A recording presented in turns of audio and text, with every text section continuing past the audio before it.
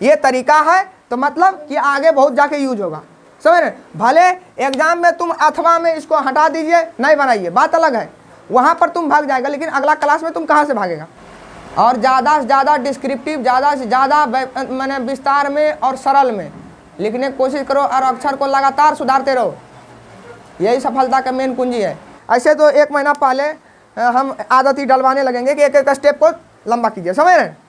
तो इससे क्या होगा कि पहले तो पेज भी भरेगा, दूसरी नंबर ऑथेंटिसिटी ज़्यादा रहेगा कि किसी से उतारा नहीं है, ये चीज़ पूरा क्लियर से एग्जाम जो जांचेगा ना उसके पास ये बात क्लियर जाएगा, समझ रहे, किसी से उतारा नहीं है। जो भी लाइन स्ट्रेट लाइन होता है वो उसमें 2 वेरिएबल होता है, एक एक्स कोऑर्डिनेट और एक वाई कोऑर्डिनेट। पढ़िए और हर एक सवाल यदि पढ़ने का मौका मिला है, साल भर पढ़ने का मौका मिला है, तो देह नहीं चुराइए कि जैसे नंबर में उठा लेंगे, समझ रहे हैं, वो बाद में बहुत भारी पड़ेगा।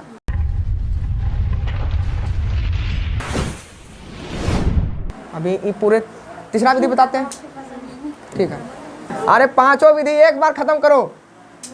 तुम लोग उतारने में लेट करती है, मेरा बनाने में लेट होता है, जैसे हम लगते हैं तुरंत खत्म करते हैं।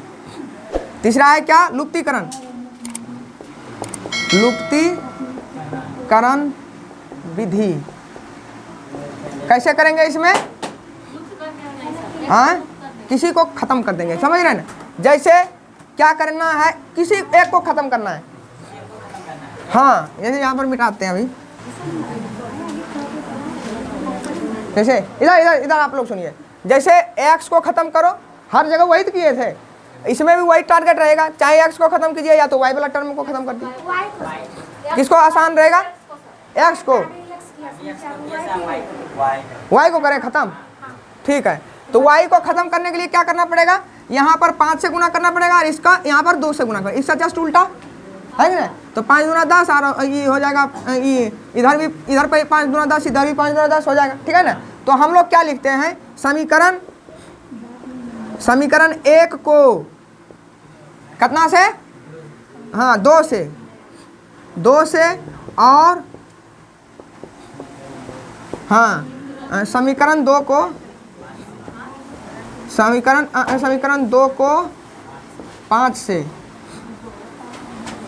5 से गुना करके घटाने पर, ठीक है ना। तो हम लोग पहले गुना कर लेते हैं, 2 से ऊपर में गुना करेंगे क्या, देखिए, तो 8 दूना कितना हो जाएगा, 16x और प्लस 10y और बराबर कितना हो जाएगा, 18। नीचे में कितना से गुना करेंगे, 5 से, तो 15x और 5 दूना 10y और कितना हो जाएगा, 5 से गुना कर रहे हैं तो 20 हो जाएगा, ठीक। अब क्या करेंगे, यहाँ पर लिख देते हैं घटाने पर, ठीक है। तो घटाने पर क्या हो जाएगा, साइन चेंज होगा ना, तो ये खत्म हो जाएगा, पूरे घट जाएगा, 0 बचेगा यहाँ पर, और यहाँ पर क्या बचेगा, -x, क्या नहीं +x बचेगा, क्या 16x में से 15x गया, कितना बचेगा, +x। अब इधर तो कुछ नहीं बचा, 0, और बराबर क्या बचेगा यहाँ पर, -2। तो मतलब यही कह सकते हैं x बराबर कितना आया, -2। यही चीज़ ना हर बार आ रहा है, अब वही सेम सवाल है। तो यहाँ पर x बराबर -2 आ गया ना। अब क्या करेंगे, x का मान समीकरण कितना में रखने, 1 या 2 में रखिए, जिसमें आसान रहेगा। तो हमको लगता है 2 में रखने से आसान होगा क्या, हाँ। तो x का मान समीकरण 2 में रखने पर कैसे होगा, देखिए समीकरण 2 क्या है, 3x की जगह पर 2 रख देते हैं, -2 और प्लस 2y बराबर कितना कर देंगे, 4। अब देखिए 2y को इधर रखिए, 2y बराबर कितना हो जाएगा, इधर -6 होगा, -6 होगा ना, उधर जाके कितना हो जाएगा, 6 और 4 10 हो गया ना। तो ये इतना बराबर हो गया 10, ठीक। तो y बराबर कितना निकलेगा, y बराबर 10/2 बराबर कितना निकलेगा, 5, ठीक है। तो अब तुम यहाँ से भी या तो यहाँ पर भी लिख सकता है, इसलिए x बराबर कितना, -2 और y बराबर 5। ये अपेक्षाकृत शॉर्टकट नियम है, है ना। तो इस तरीके को ज़्यादा प्रीफरेंस देता है स्टूडेंट बनाने के लिए, समझ रहे हैं। तो ये वाला उतार लीजिए, उतार लीजिए, सबका फेयर में मांगेंगे। जब तक एग्जाम लिख नहीं दो तब तक कोई सोच में नहीं करो तेज आए, समझ रहा है बात। अब तुम दोनों खास कर रहे हैं, लिखने में कोई कोताही नहीं, और ज़्यादा से ज़्यादा डिस्क्रिप्टिव, ज़्यादा से ज़्यादा मैंने विस्तार में और सरल में लिखने की कोशिश करो, और अक्षर को लगातार सुधारते रहो। यही सफलता का मेन कुंजी है। देखिए वज्र गुणन विधि में आपको सबसे पहले एक फॉर्मूला याद रखना पड़ेगा, यहाँ पर लिखा रहे हैं। देखिए वज्र गुणन विधि के लिए दो एकदम व्यापक रूप में मानेंगे दो समीकरण है, ठीक है ना। जैसे ये वाला मानते हैं कि यदि ax प्लस by और प्लस c बराबर 0, पहला समीकरण, ठीक। दूसरा समीकरण मानेंगे c तक हो गया, और dx प्लस ey और प्लस f बराबर 0। तो फार्मूला क्या होता है वज्र गुणन विधि बनाने का, इधर सुनिए। तो इसलिए याद रखने के लिए देखिए कैसे करके लिखेंगे। इतना बराबर इतना हो तो यदि इस तरह से लिखेंगे, यदि इतना बराबर इतना हो तो क्या होगा, x बटे, बोलिए बोलो रे, x बटे, बताए भी थे क्या। तो फिर से रिपीट कीजिए, यदि x लिखना है तो ये वाला क्या करना है, ढक दीजिए, समझ रहे हैं। तरीका बता रहे हैं सदा याद रखने के लिए, समझ रहे हैं। यदि x लिख रहे हैं, x के नीचे वाला यदि लिखेंगे तो क्या करना है, इसको क्या करिए, ढक दीजिए। अब यहाँ से यहाँ गुना करेंगे, क्या, b गुना f, है ना, ठीक। हाँ तो क्या लिखेंगे यहाँ पर, हाँ बी एफ माइनस ये वाला झपा रहेगा।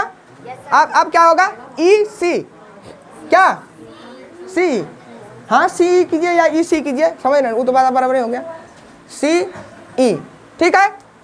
अब देखिए अब क्या लिखेंगे, बराबर वाई, वाई जैसे ही किए तो क्या करेंगे, यदि वाई वाला लिखना है तो वाई वाला ऐसे करके ढक दीजिए, और क्या करना है, गुना, ये वाला टर्म रखना है, वाई वाला टर्म का चर्चा ही नहीं करना है, ये वाला ऐसा करके ढक दीजिए। और क्या करना हुआ, जैसे पहले लिए थे, कैसे, जब ये वाला ढके थे तो यहाँ से यहाँ, यहाँ से यहाँ, है ना, दूसरा वाला ढकेंगे तो सी डी सी, क्या, ठीक। तो क्या करेंगे, ये वाला कोना कोनी लेते हैं तो डी सी और माइनस क्या लेंगे, देखो ये ढकने के बाद क्या बचा है, ए एफ, है ना।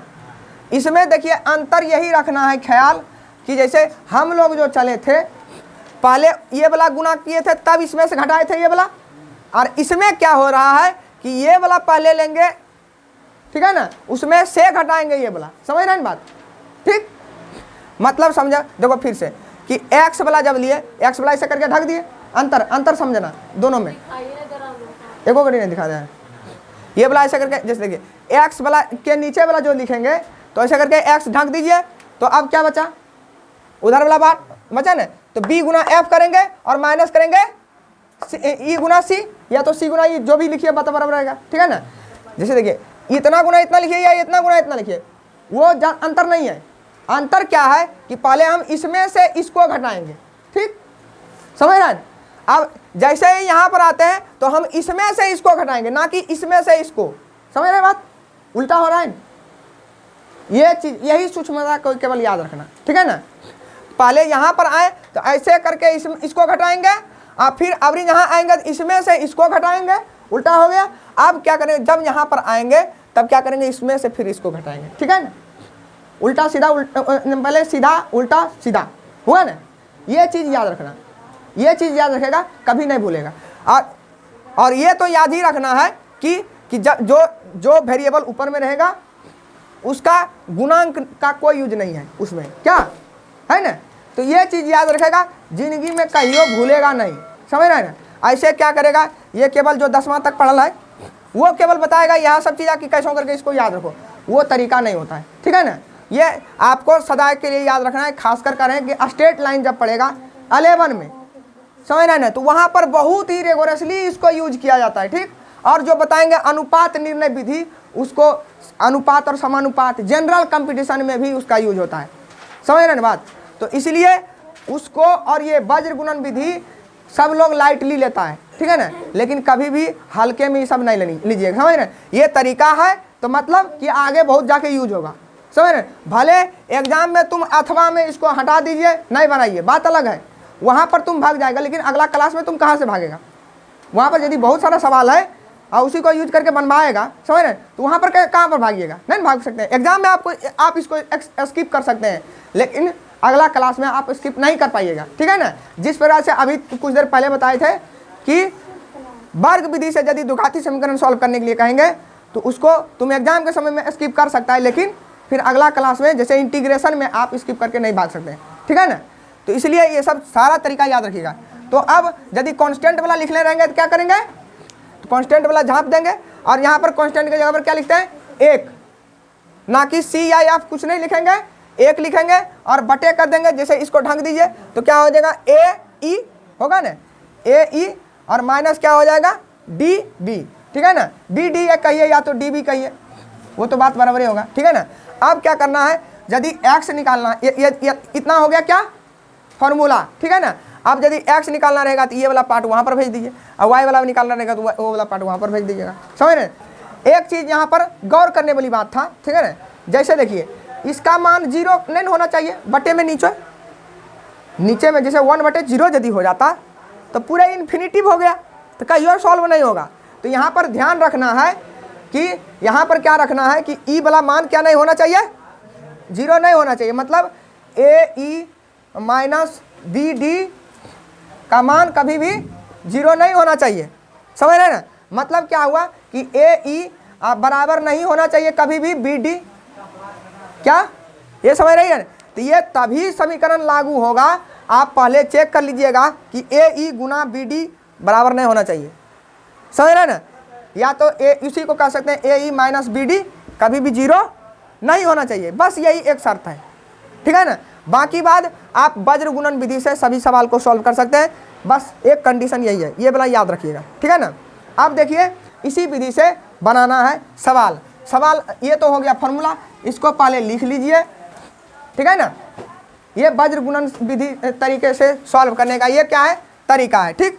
अब सवाल लिखिए, सवाल क्या है, ये यही वाला है, वज्र गुणन विधि लिख देते हैं, वज्र गुणन विधि,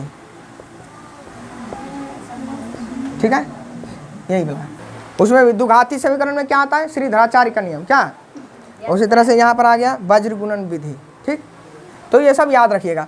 अब सवाल देते हैं, पहले वाला क्वेश्चन क्या था, 8x, हाँ बोलिए, 8x प्लस 5y, हाँ तो माइनस में 9 लिख दिए, समझ रहे, बराबर के उधर के इधर ला दिए, ठीक, क्योंकि फॉर्मूला बैठा हुआ है इस पर, ठीक। अब यहाँ पर क्या करेंगे, दूसरा समीकरण क्या था, 3x प्लस 2y, हाँ माइनस 4 बराबर 0, ठीक। ये 4 थोड़ा बड़ा कर देते हैं, ये ऐसे, ठीक है। अब इसी पर बैठाना है, पहले उतार लीजिए इसको, उतार लिया, स्क्रीन नहीं दिखाई दे रहा है, अच्छा लो, ठीक। तो अब इसको सॉल्व करने के लिए क्या करेंगे, बोलिए, हाँ तो यही चीज़ फॉर्मूला लीजिए, यही x और बटे क्या करेंगे, बोलिए, हाँ एकदम पूरे विस्तार से लिख देंगे, ठीक है ना। तो पहले हम लोग क्या करेंगे, जैसे इसको ढक दीजिए, इसको ढक देते हैं तो क्या होगा, 5 गुना -4, क्योंकि वहाँ पर प्लस नहीं लिखे हैं तो साइन के साथ लिखना पड़ेगा, समझ रहे हैं ना। माइनस और प्लस से कंफ्यूज नहीं करना है, वहाँ पर डायरेक्ट प्लस है तो यहाँ पर यदि माइनस रहेगा तो माइनस लिखेंगे, ठीक है ना। तो क्या करेंगे, ऐसे ढकिए तो 5 गुना -4 होगा, ठीक। तो क्या लिख देंगे, 5 गुना -4। अब उसके बाद माइनस करेंगे। अब देखिए ये वाला ढके हैं तो इतना गुना इतना हो गया। अब माइनस क्या होगा, 2 गुना -9, हाँ तो 2 गुना -9 इतना हो गया एक बात में। अब देखिए अब y वाला टर्म ढकेंगे, y के नीचे वाला लिखेगा ना, तो y वाला टर्म को ढक देते हैं तो क्या लिखेंगे, y बटे, बोलिए, ये वाला ढका गया तो नीचे से ना अबरी लेंगे, हैं तो 3 गुना -9 है ना, तो 3 गुना -9 और माइनस करेंगे। अब क्या करेंगे, अब लेंगे ऊपर वाला, है ना, ठीक।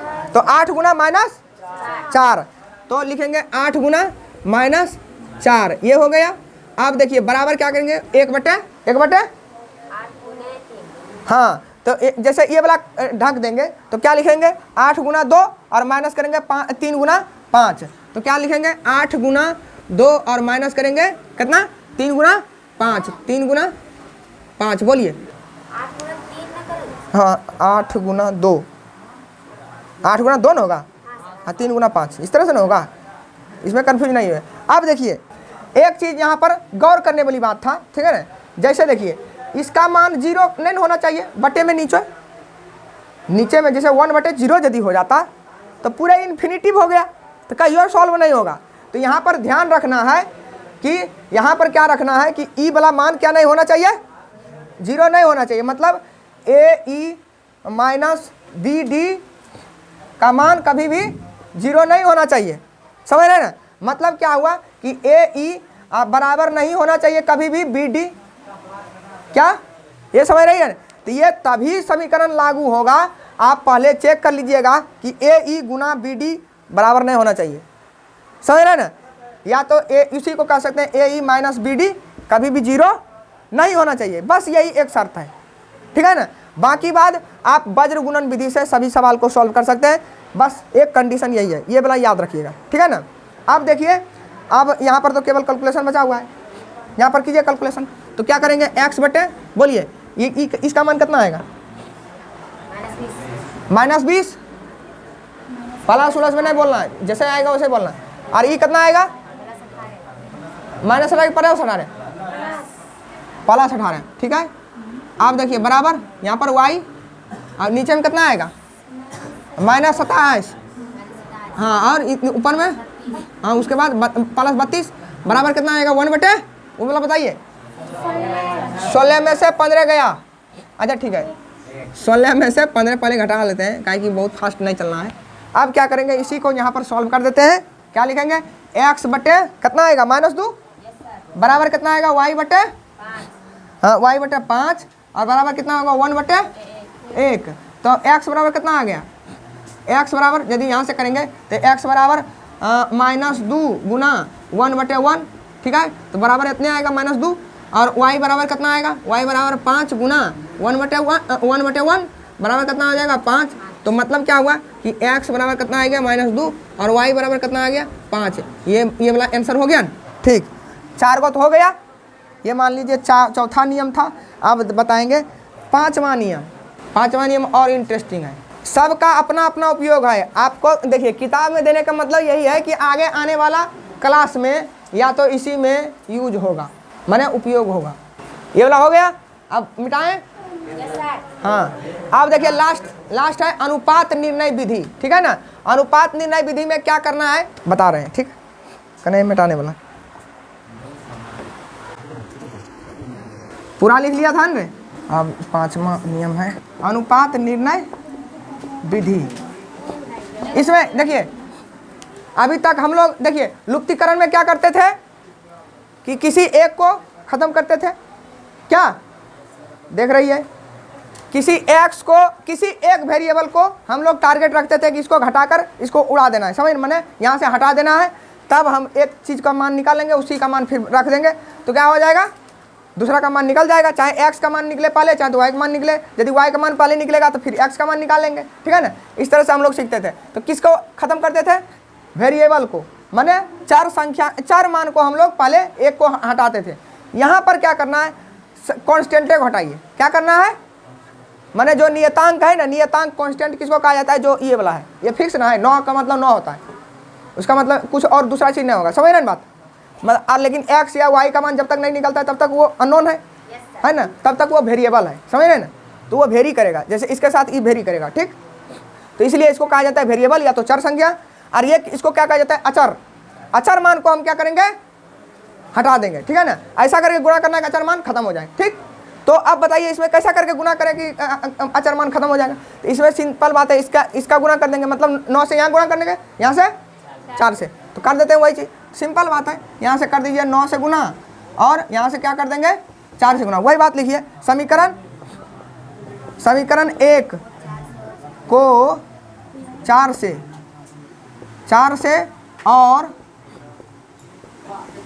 और समीकरण 2 को 9 से गुना कर 9 से गुना करके घटाने पर ठीक है। अब लिखिए पूरा मान। तो ऊपर में यदि 4 से गुना करते हैं कितना होगा, 8 चौक 32x, अब प्लस 4 से गुना कर रहे हैं 20y बराबर कितना हो गया 36। अब नीचे वाला कीजिए 9 तिया 27x और प्लस 9 दूना 18y और बराबर क्या होगा 9 चौक 36। घटाइए, लिख देते हैं घटाने पर ठीक है ना। तो माइनस साइन चेंज हो जाएगा, साइन चेंज हुआ। अब ये वाला पूरे खत्म, बराबर कितना हो गया 0। और इधर कितना बचा बताइए, इधर 5 बचेगा, 5x बचेगा ना, 32 में से 27 गया, कितना बचेगा 5 बचेगा ना 5x। और यहाँ से 20 में से कितना गया 18, कितना बचा प्लस 2y, इतना बच गया। अब हम लोग क्या करेंगे बताइए, तो अब हम लोग एक दूसरे को मान निकालेंगे। तो 5x, या तो यहाँ से भी मान सकते हैं, ऐसे छोड़िए पहले निकाल लेते हैं। 5x बराबर कितना मान लेते हैं -2y, इस तरह से है ना, इस तरह से मान लेंगे। अब क्या करेंगे, इसमें दोनों और कितना से भाग देंगे, ये देखिए 5 है ये 10 है, मान लेते हैं 10 से भाग देने, दोनों और कितना से भाग देंगे 10। हाँ, दोनों और कितना से भाग देने पर 10 से भाग देने पर क्या आ जाएगा बताइए, 5x बटे 10 बराबर कितना हो जाएगा -2y बटे 10। इसका मतलब क्या हो गया, ये हम क्यों किए कि जो ये गुणाम है ना वो नीचे माना चाहिए। मेरा टारगेट है कि x के बटे होना चाहिए, समझ रहे ना। तो अब ये काटिएगा तो कितना बचेगा 2, और ये वाला काटिएगा तो यहाँ पर कितना बचेगा 5, समझ रहे ना। तो ऐसे भी ला सकते थे, लेकिन आपको समझाने के लिए पहले हम इस चीज़ को लिखे हैं। तो क्या मान आया, x बराबर x बटे कितना आया, x बटे 2 और बराबर क्या हो गया y बटे 5, -5 की 5, x बटे 2 और यहाँ पर माइनस ना है, हाँ, तो कितना आएगा -5, ठीक है। इधर सुनिए, अब देखिए ये वाला मान आ गया ना, ठीक है ना। पहले नया अनुमान लगाना चाहिए क्योंकि लास्ट आंसर में जाके बदलेगा सब चीज़। इधर देखिए अब इतना आ गया, यहाँ तक समझ गए ना।